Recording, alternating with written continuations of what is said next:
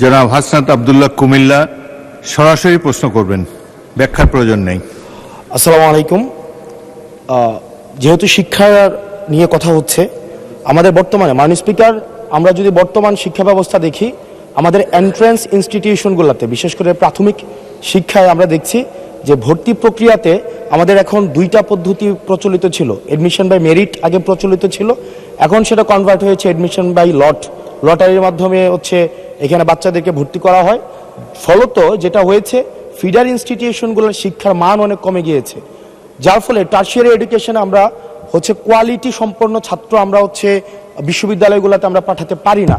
এখন মাননীয় মন্ত্রী মহোদয়ের কাছে আমার প্রশ্ন থাকবে, এই যে প্রাইমারি স্কুলে বাচ্চাদেরকে ভর্তি করানোর ক্ষেত্রে আমরা কি ভর্তি প্রক্রিয়াটা আমরা পরিবর্তন করব কিনা, নাকি এই যে এডমিশন বাই লটারির মাধ্যমে আমরা নিব এবং মেরিটকে আমরা হচ্ছে সবসময় হচ্ছে দমায় রাখবো, নাম্বার ওয়ান।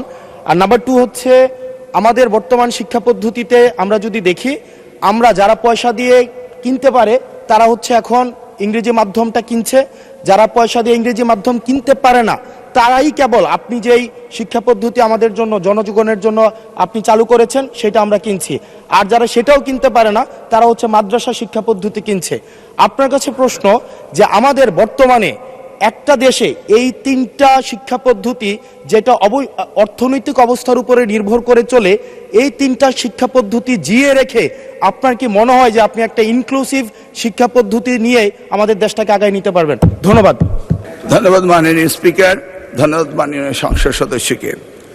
যদিও তিনি ব্যাপকভাবে প্রশ্ন করেছেন, আমরা আশা করি এই মহান সংসদে এই বিষয়গুলি আলোচনা হওয়ার প্রয়োজন রয়েছে এবং তিনি করছেন।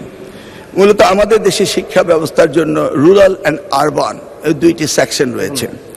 এখন গ্রামীণ জনপদে যে প্রতিষ্ঠানগুলি রয়েছে সেখানে প্রি প্রাইমারি স্কুল রয়েছে এবং ছাত্র সংখ্যা এতটা কম্পিটিটিভ নয়, সে কারণে সেখানে ভর্তি সমস্যা তেমন একটা হচ্ছে না।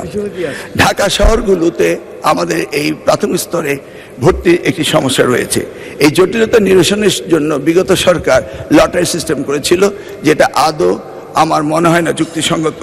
তবে আগামী বছরে এই শিক্ষা ব্যবস্থা ভর্তি সিস্টেম কিভাবে করা হবে সেটা আনুষ্ঠানিকভাবে আমরা স্টেক হোল্ডারদের সাথে অর্থাৎ অভিভাবকদের সাথে বিভিন্ন রকম সেমিনার সিম্পোজিয়াম করে মাননীয় সংসদ সদস্য সকলের অভিমত নিয়ে একটি জনমত সৃষ্টি করে আমরা আগামী 2027 জানুয়ারি ভর্তির বিষয়ে চিন্তা করব। তিনি আরেকটি বিষয় উপস্থাপন করেছেন, আমাদের 3 ডাইমেনশনাল যে শিক্ষা ব্যবস্থা রয়েছে সেটাকে সমন্বিত করা। ধর্মীয় অনুভূতিতে ইবতেদায়ী রয়েছে, মাদ্রাসার মধ্যে রয়েছে, কওমিতে রয়েছে, ইংলিশ মিডিয়াম রয়েছে, বাংলা মিডিয়াম রয়েছে, সবগুলিকে সমন্বিত করা একটি জটিল ব্যাপার রয়েছে। তবু আমরা ইতিমধ্যে কমিটি করেছি ইংলিশ মিডিয়াম স্কুলগুলোকে সরকারের আওতায় এনে তাদেরকে কিভাবে আমাদের যুগোপযোগী শিক্ষা ব্যবস্থা বাংলাদেশের দেশের নিয়মকানুন মেনে করা যায় সেই বিষয়ে আমরা কাজ করছি। ইতিমধ্যে আমরা কমিটি গঠন করে তাদের সাথে যোগাযোগ করছি। দ্বিতীয়টি হলো ইবতেদায়ী শিক্ষা ব্যবস্থা, সেটাকেও আমরা ইতিমধ্যেই আমরা সেই বিষয়ে ব্যাপক কাজ শুরু করেছি। আর কওমি শিক্ষা ব্যবস্থাকে কিভাবে অন্তর্ভুক্ত করা যায়, কারণ একটি দেশে বিভিন্ন শিক্ষা ব্যবস্থা না থেকে কিভাবে শিক্ষা ব্যবস্থা সমন্বিত করা যায় সেই ব্যাপারে সরকারের পক্ষ থেকে প্রচেষ্টা এবং উদ্যোগ আমরা নিচ্ছি। ইনশাআল্লাহ আগামী দিনগুলোতে পর্যায়ক্রমে আপনারা দেখতে পাবেন। আপনাকে অশেষ ধন্যবাদ।